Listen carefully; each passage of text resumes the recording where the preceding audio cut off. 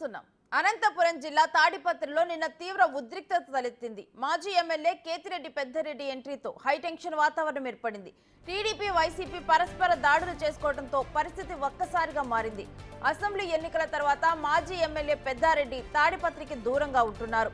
నిన్న ఆయన తాడిపత్రికి వచ్చారు. కొన్ని ఫైల్స్ కోసం ఆయన వచ్చినట్టుగా తెలిసింది.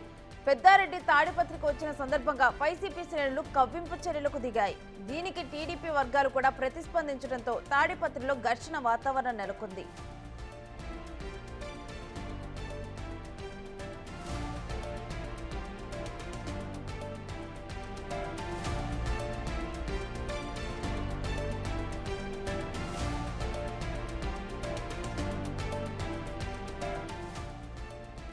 టీడీపీ శ్రేణులు పెద్దారెడ్డి అనుచరులపై దాడి చేశారు. ఇల్లు, కారు అద్దాలని పగలగొట్టారు. వైసీపీ కీలక నేతల ఇంట్లో ఫర్నిచర్ ను పగలగొట్టారు. దీంతో ఒక్కసారిగా తీవ్ర ఉద్రిక్త పరిస్థితులు ఏర్పడ్డాయి. ఇదే సమయంలో పెద్దారెడ్డి అనుచరుడు మురళి గన్లో హల్చల్ చేశాడు. ఇక టీడీపీ శ్రేణులు ఆయన ఇంటి మీద కూడా దాడి చేయగా ఆయన తుపాకీ తీసుకుని వారిని బెదిరించారు. దీనికి సంబంధించి వీడియోలు ప్రస్తుతం నెట్టింట్లో వైరల్ అవుతున్నాయి. పరిస్థితి దిగజారకుండా టీడీపీ శ్రేణులను పోలీసులు చెదరగొట్టారు. అనంతరం పెద్దారెడ్డిని తాడిపత్రి నుంచి అనంతపురం పంపించారు. దీంతో పరిస్థితి కాస్త అదుపులోకి వచ్చింది. వైసీపీ కవ్వింపు చర్యల కారణంగానే తమ కార్యకర్తలు దాడి చేశారని మాజీ ఎమ్మెల్యే జేసీ ప్రభాకర్ రెడ్డి అన్నారు. పెద్దారెడ్డి వస్తున్న విషయం తెలిసి కూడా పోలీసులు ఆపే ప్రయత్నం చేయలేదన్నారు. మురళి తుపాకీతో రెచ్చగొట్టడం వల్లనే టీడీపీ కార్యకర్తలు ధీటుగా సమాధానమిచ్చారన్న జేసీ తాడిపత్రి ప్రశాంతంగా ఉండాలని కోరుకుంటున్నట్లుగా చెప్పారు.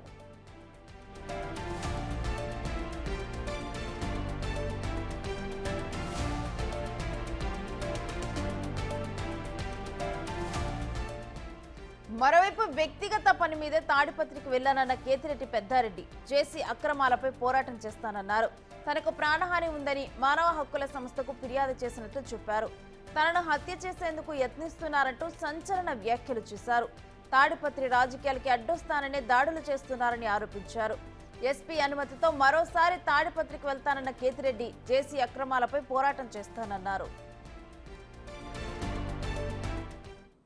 అందరికీ కారణం ఏమంటే నేను తాడిపత్రికి వెళ్ళకూడదు అనే ఒక ఆలోచనతోనే ఈ సంఘటన జరిగింది.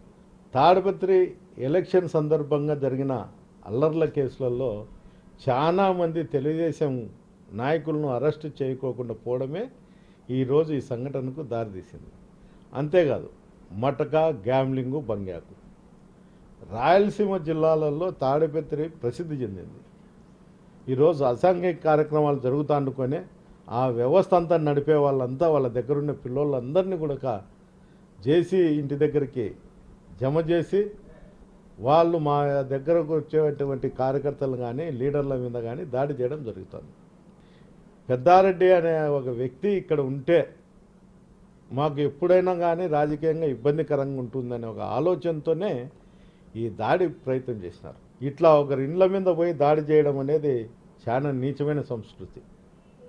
అతనేమో అతని ఇంటి మీదకో అతని మీదకో పోతే నేను వాని కథ చూస్తా, ఈ గడ్డంలో ఒక చరిత్ర ఉంది అని చెప్తారు.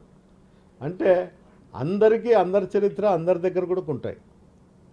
ప్రభాకర్ రెడ్డి గారు, నీకు ఆరోగ్యం బాగాలేదు, రెస్ట్ తీసుకో తప్ప నన్ను తాడిపత్రికి పోకోకుండా చేయడానికి ఈ చిన్న చిన్న గలాటలు చేస్తే పోలీసు అధికారులు అరికడతారనే ఆలోచన నేను మనసులోంటి తప్పుకో. నేను ఖచ్చితంగా తాడిపత్రిలో వైఎస్ఆర్సీపీ నాయకులకు కార్యకర్తల కోసం నేను పనిచేస్తా. నా ఊపిరి ఉన్నంత వరకు తాడిపత్రిలోనే ఉంటా అని కూడా ఈ సందర్భంగా. నిన్న జరిగిన వాగ్వాదంలో వైసీపీ నేత మురళి ఇల్లు ఖాళీ చేసి వెళ్లిపోయారు. నిన్న సాయంత్రం 6 గంటల సమయంలో దాదాపు 300 మందికి పైగా గొడవకు వచ్చినట్టు తెలుస్తోంది. తమ ఇంటికి వచ్చిన వారంతా పెద్ద పెద్ద బండరాలతో వచ్చి భారీ విధ్వంసానికి ప్లాన్ చేశారని మురళి ఆరోపించారు. మురళి తనకు గన్ చూపించినందుకే దాడి చేశామని తెలుగుదేశం వర్గీయులు చెబుతున్నారు. ఇరు వర్గాల విధ్వంసంతో తాడిపత్రి పట్టణం బిక్కుబిక్కుమంటోంది. రాత్రిపూట ఏం జరుగుతుందనే భయంతో జనాలు గడిపారు.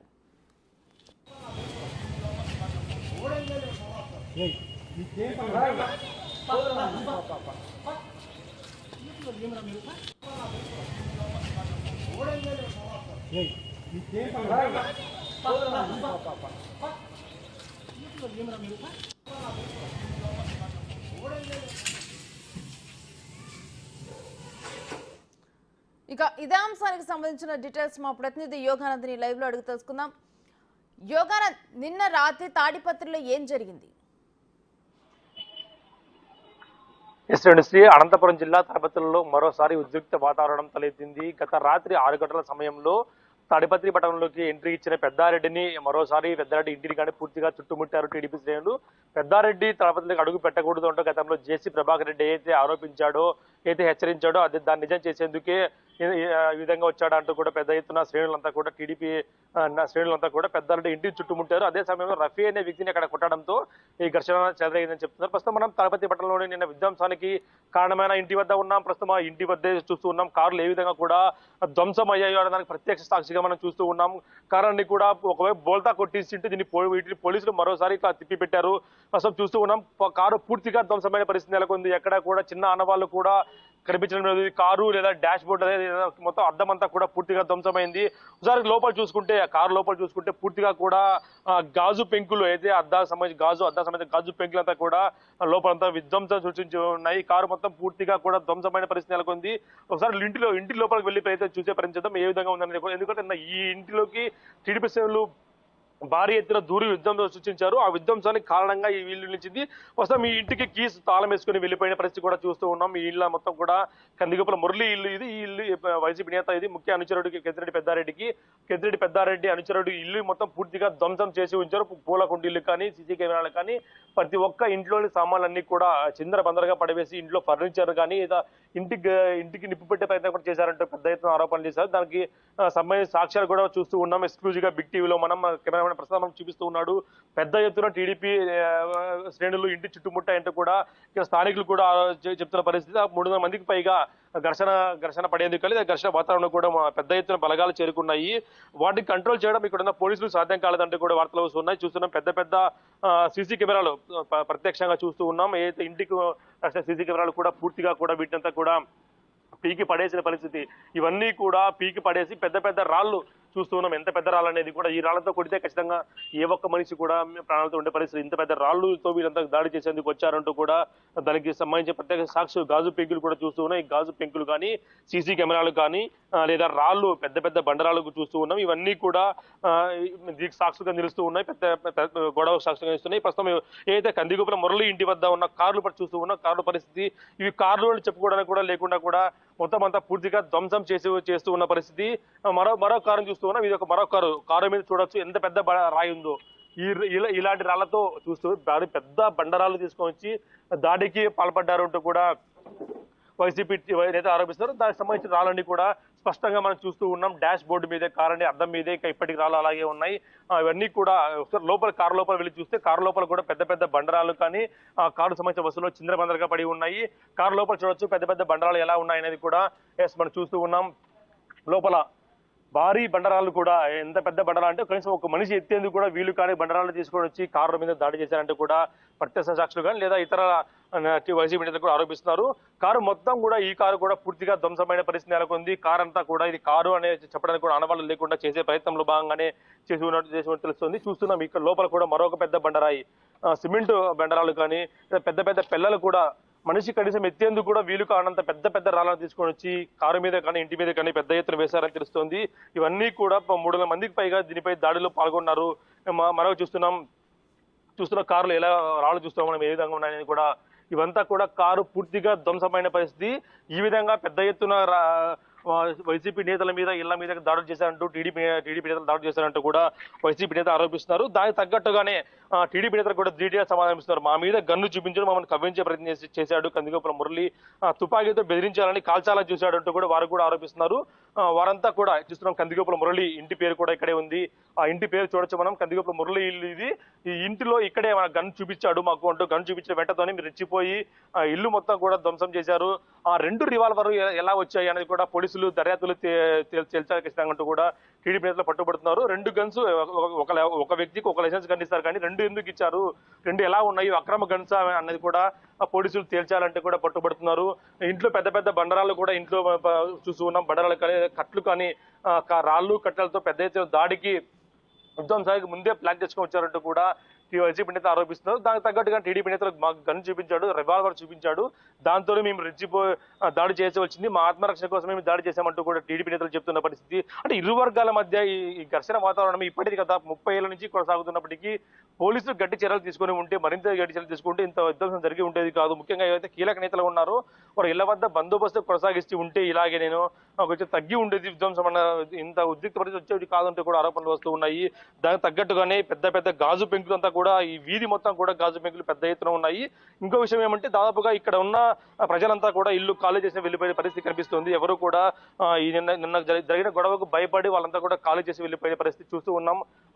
లాక్స్ అని కూడా క్లోజ్ చేసి ఉంచారు. వాళ్ళంతా కూడా అంటే ఇల్లు వాళ్ళు భయపడి పూర్తిగా కూడా లాక్స్ అన్ని క్లోజ్ చేసుకొని వెళ్ళిపోయారు. అంటే ఎంత పెద్ద ఎత్తున వీరింటి మీద కూడా చూస్తున్న బండరాలు ఎలా ఉన్నాయనేది కూడా, ఈ బండరాలంతా వీళ్ళింటి మీద కూడా ఇరుగు పొరుగు ఇల్లు కూడా మొత్తంగా కూడా ఈ ఇంటి మీద కూడా బండరాలు భారీ ఎత్తున రావడంతో వీళ్ళంతా కూడా భయపడి ఇల్లు ఖాళీ చేసి వెళ్ళిపోయిన పరిస్థితి. పక్కింటి వాళ్ళు కూడా భయపడి ఇంటికి ఖాళీ చేసి వెళ్ళిపోవడంతో ఎక్కడ కూడా ఇదంతా కూడా ఒక పెద్ద విధ్వంసంగా అని చెప్పొచ్చు. మొత్తంతో కందిగోపు మురళిని కూడా మా పోలీసులు రహస్య ప్రాంతానికి తరలించారు. దర్యాప్తు కూడా చేపట్టినట్టు సమాచారం అందుతుంది మనకు. ముఖ్యంగా ఇక్కడ తడపతి పట్టణంలో 144 సెక్షన్ మరోసారి విధించే అవకాశం ఉన్నట్టు తెలుస్తోంది. అయితే ప్రస్తుతం కీలక నేత ఇళ్ల వద్ద బందోబస్తు కొనసాగిస్తున్నారు. పోలీసు ఎస్కార్ట్తో కూడా ఇక్కడ కాపలా కాస్తున్నారు. ఎవరు కూడా చుట్టుపక్కల రాకుండా, అదే కార్యకర్తలను ఎవరు రాకుండా కూడా పూర్తిగా అయితే కీలక నాయకులు వాళ్ళందరినీ ఐసోలేట్ చేసి ఇంట్లోనే ఎక్కడ వెళ్ళకుండా రహస్య ప్రాంతంలో తరలించి వీధి మొత్తం కూడా చూస్తూ ఉన్నాం. ఇదంతా కూడా వీధి మొత్తం కూడా ఖాళీ కనిపిస్తుంది. ఎవరు కూడా ఇళ్లలో నుంచి బయట వచ్చేందుకు భయపడుతూ ఇప్పటికీ బిక్కుమంటూ జీవిస్తున్నారు. వీరంతా కూడా ఈ ఇంటి చుట్టుపక్కల కూడా భయపడే పరిస్థితికి వచ్చినట్టు చూడొచ్చు. ఎంత విధ్వంసానికి జరిగింది అనేది. 300 మంది కాలనీ చుట్టుముట్టేయడంతో ఈ కాలనీ మొత్తం కూడా ఒక భీతావహ పరిస్థితి ఉందని చెప్పొచ్చు రేణుశ్రీ.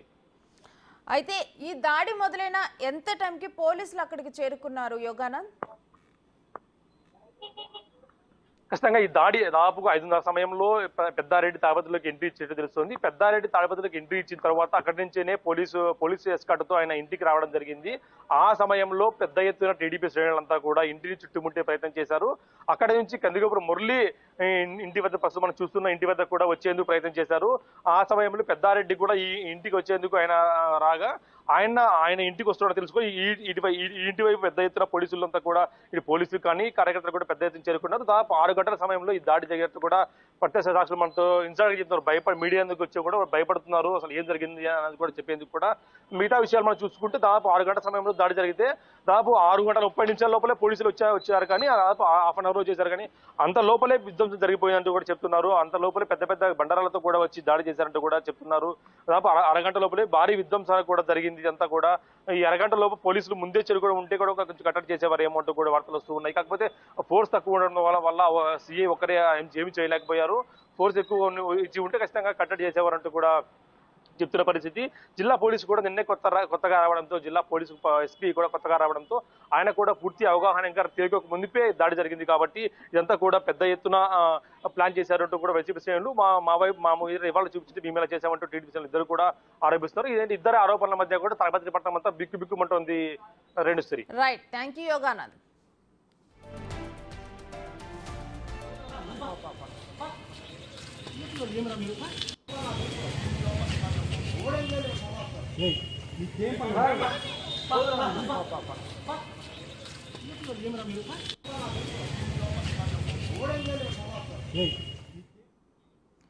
బ్రేకింగ్ న్యూస్ చూస్తున్నాం. మహబూబాబాద్ జిల్లాలో పాలిటెక్నిక్ విద్యార్థిని వేధించిన ఘటనలో నిందితుడు సాయిని పోలీసులు అరెస్టు చేసి తొర్రూరు కోర్టులో హాజరుపరిచారు. ఖమ్మం లక్ష్మీపురానికి చెందిన సాయి బాలికను ప్రేమ పెళ్లి పేరుతో వేధించాడు. ఆకతాయి వేధింపులు భరించలేక ఆమె బలవన్మరణానికి పాల్పడ్డారు.